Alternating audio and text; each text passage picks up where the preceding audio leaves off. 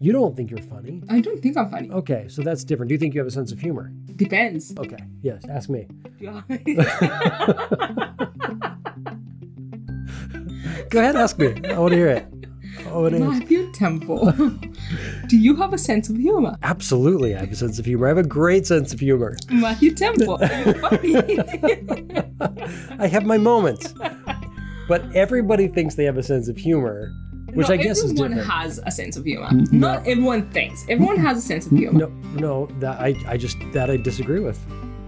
I mean, I don't want to go to like an extreme example here, but did Hitler have a sense of humor?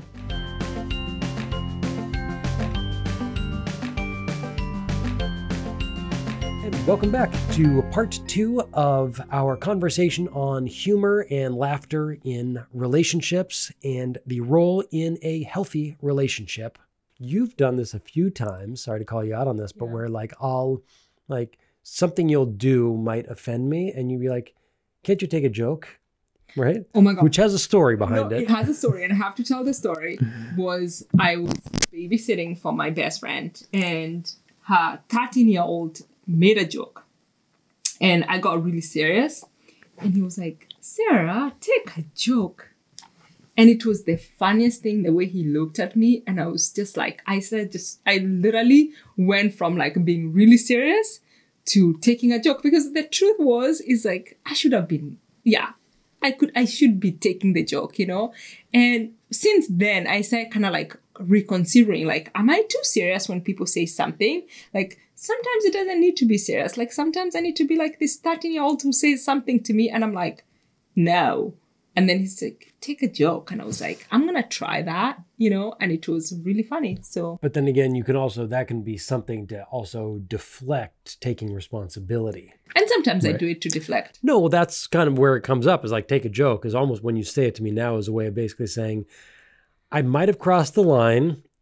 I don't want to take responsibility for that. So I'm going to blame you for me not taking responsibility for crossing the line.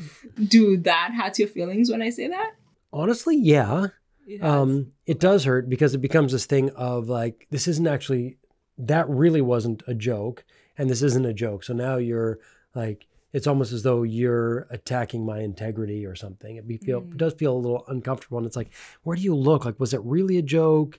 Is it like, or it definitely wasn't a joke? Why are you saying that? Can we have this conversation? So humor is like so important in a relationship, to the point where we also have to be careful that we don't use humor as actually a divisive thing, because humor is really about bringing us, right? It's like this, what is our common language? How do we also use humor to expose things? One reason why I think we love comedians is that a comedian will get up and say things like you're kind of embarrassed about, and you probably have some relationship to it too, where it's a slightly embarrassing story, and they're like, I'm cool with this embarrassing story.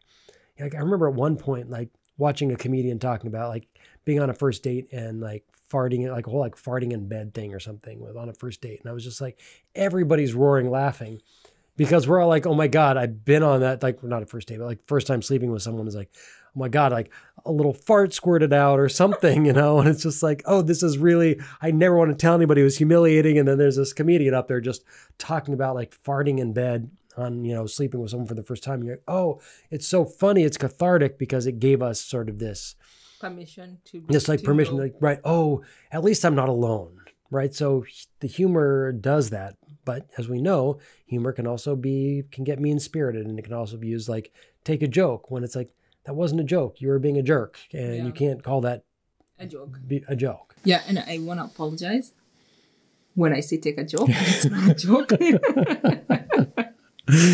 Fair enough. Next time I do it, because I'm not perfect and I may do it again, just tell me it's not a joke, and I'll take responsibility for telling you kind to of a joke. Though I'll say, kind of going back to humor too, and this is something that I could not have done earlier in my life. Sometimes I thank God that I'm older. No, not sometimes, always, but I don't always think about it. But it's like, we've had these times where I try to remember a specific example, but where you did something where, not in like the humor side of the world, but where you really like, you did something that was really kind of hurtful or painful. Yeah.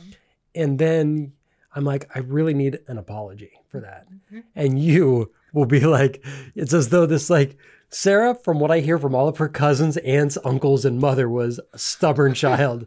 And it shows up when I'm like, that was so cross the line. You really need to apologize for that. If it's really crossed the line and she knows it was really bad and she really needs to apologize, she will not. She'll like, oh, I didn't realize my boyfriend was so sensitive. Oh my God. You totally have. And you like do these things, but it's like, but you do it in a way that's also like really funny, and you'll kind of skirt around ever making an apology, and you'll be making all these jokes, and some of your funniest jokes are times when you really just need to apologize, but you won't. And so you're dancing around it. And in my younger years, that would have been so offensive. And early on in our relationship, it was really, really offensive. And then I would be like licking my wounds for another couple of days. And I'm like, I'm not going to get an apology. She was really mean to me. And I'm like licking my wounds. And now it's actually become kind of endearing, which as soon as it became endearing also. It's not endearing. What you do, I can tell you. Like, because. No. So you're turning this around on me now. Hold on. I'm not finished telling my story about you. Okay. You can keep going. So, and then you can talk about what a hypocrite I am after I'm done. So, but then at a certain point where I was like, you know what? So there were these times where I was kind of like stewing about it. And then I was like, I learned to let it go. And now I've come to actually recognize when you do that, I'm like, you actually feel so bad that it hurts your soul too much to apologize. So you have to make a joke about it, which also has now turned around to where I would be like, oh, I can actually feel like I got an apology because I know it hurts you so bad. You feel so bad about it that an apology is too painful, which by me accepting that about you, the last time or two, I mean, these aren't like common occurrences by any means. You're actually able to say like, hey, you know what? I really apologize, because I was able to actually accept early on that for you to get to a point where you could really look at me and say, I really apologize for that, was going to be a process, and I had to respect your process. Yeah. Now tell everyone how bad I am. Actually, you just said what I was going to say, to be honest. It was like, I feel like you see how much I am suffering and struggling. And I think a little bit is like you get joy in like seeing me like making jokes around it, because it's just I don't know why it took me so long to learn that process, and I still do that, to just be like, it's so much easier to just be like, I'm sorry, you know, rather than dance around it and like make excuses, defend myself. It's just like, it's a really, really painful process, rather than just like, and I'm not just like, you know what? Literally, I'm like, I will know I've come of age when just apologizing is just like so easy, you know, where it's like, talk about like growing up. Like that's what like taking responsibility when I do something, to just be like, not laugh about it, not defend it, and just be like, take full responsibility. Like, you know what? I'm sorry. And in some ways I've learned that, but I'm still learning. Apologies are a hard one, and humor can sometimes be a nice way to skirt it, and sometimes humor leads to it. Are we going to end this with some humor? Oh, yeah. Well, it kind of got serious. It did get a little serious, and we're going to go back to humor. I want to take a brief moment to say that if you haven't gotten your lover's journal yet, by all means, we highly recommend it. See all this humor and love that we share? It's the magic recipe is in here. Actually, I should take that back. Where there's a disclaimer that none of this is a magic recipe for anything. None of it's been approved by the FDA or by the American Psychiatric Association. It's the CDC. No, yeah, right. This will not cure COVID. I promise that. Nor will it cause COVID, so that's a good thing. But right now, also, if you use the code podcast15, you can get 15% off. Additionally, any sales that are currently on the website, loversunlimited.co. Week 21 of the Lover's Journal, by the way, is actually about humor, which we're going to be doing this week. We haven't done it yet this week. It actually is list 3 things about your lover that makes you laugh and 3 things that you do to make your lover laugh. Exciting. And this is going to be fun to kind of think about it, because even though just before we started the podcast, we were thinking about it, I was like, like those aren't questions that immediately come to mind. And I think that's something that in doing the journaling work is so vital, is that sometimes there's some of these that are like, oh, I can list 5 things like this, or this is an easy question. Sometimes the questions are not super easy. It's not top of mind. And I think that that's so vital. It's so vital. But when I look at that, the expectation is like, it's just going to be easy, but it's not. When I actually sit down to write, it's not. Right. It's kind of it's a tough question in some way. And the answer might not be, like follow the rules, paint by numbers kind of answer, but it causes this piece of thinking about it. And we've had a few of these that like, we just write it and like 3 minutes later, we're like, oh, I wrote 2 pages. Let me share what I wrote. And other times it's like a half an hour and we don't get much out, but it's the process of going through and really thinking about it that is so rewarding in the long run. And why don't you go ahead and read Rumi's quote that we have on that page? Live life as if everything is rigged in your favor. I love that. And I think it will certainly also help when it comes to sense of humor, to help people like me take a joke. If I can be like, oh, this is rigged in my favor.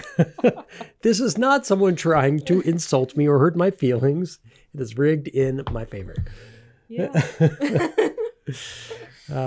So one of the things that I noticed back in the short period of time when I was on dating apps, one thing, and also when I was like reading about it, because I was not back in the dating world, I was really in the dating world for the first time in my life at the age of 38 or 39. I was like, this whole thing of like sense of humor is so important. But like, what does that mean exactly? And do you think that was a part of like our early connection? It was, because I remember like you said something and I said something that you didn't expect that I was going to say back. And like we started laughing about it. And I just remember like we just didn't take ourselves very seriously. But we also didn't go out on a date. We went out as friends. Yeah. And because of that, I just kind of felt like it was a little bit different, because it's like I could say whatever I could say to a friend, because there wasn't like I want a second date. It was just like, I wasn't trying to impress you, Mm-hmm. I was just trying to be me. Which is why I fell in love, by the way, because you weren't trying to impress me. So at the time I had a big old mustache. I'd grown it for Movember, and it was 2 months later, and it was like this big old Wyatt Earp thing. And like, I didn't know what she did for work, and she was a student.